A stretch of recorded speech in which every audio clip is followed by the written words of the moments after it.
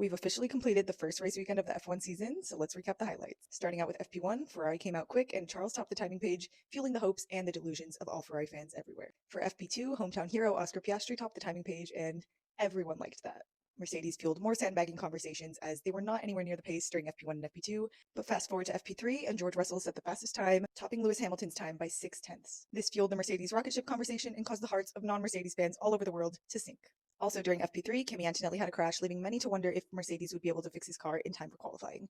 Spoiler alert, they did. Moving on to a highly anticipated qualifying session where all the sandbags will come off. Max Verstappen has a crash, is out in Q1, and starts 20th on the grid, only ahead of Carlos Sainz and Lance Stroll, who did not participate in the session. Fast forward all the way to Q3, and Gabriel Bortoleto with the Audi has made it into Q3. However, his car is not able to fully make it back to the garage, stopping in the pit lane and not being able to participate in that Q3 session, but nonetheless, he made it in the first season for Audi. Also notable is Arvid Lindblad making it into Q3 for his first qualifying session in F1. By the end of qualifying, we had a Mercedes 1-2, with Isaac Hadjar being P3, a whole nearly 8 tenths back from George Russell. And to round out the rest of our top 10, we had Charles Leclerc P4, Oscar Piastri P5, Lando Norris P6, Hamilton P7, Liam Lawson P8, Arvid Lindblad P9, and Gabriel Bortoleto in the Audi P10.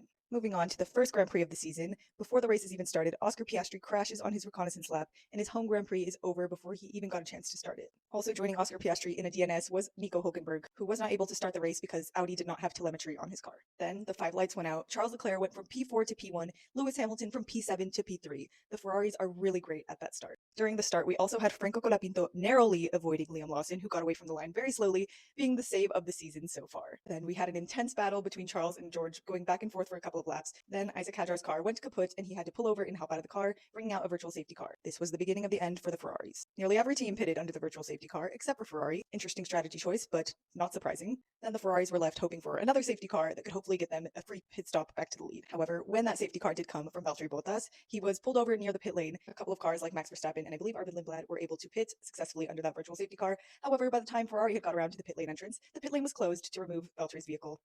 Wonderful. Throughout the race, we had Max climbing up the grid, going from P20, ending in P6. An incredible Max Verstappen masterclass. Max Verstappen doing Max Verstappen things. And to finish the race, we had a Mercedes 1-2, with Charles Leclerc being the third driver on the podium, luckily after our botched strategy. And by the end of the Grand Prix, Fernando Alonso, Isaac Hadjar, and Valtteri Bottas were our 3 DNFs. And of course, we have to give a huge congratulations to rookie Arvid Lindblad for points on debut, ending P8 in the Grand Prix. So after race 1, Mercedes is looking to be the title favorite, but Ferrari were a lot closer in the race than we ever thought they would be. So I'm thinking it's going to be a very exciting season, especially if you're a Ferrari fan. And I am left wondering where Max Verstappen would have finished if he was able to qualify better. So that's all for race 1 of the season, but come back next week for a recap of the sprint weekend in China. It's going to be so fun.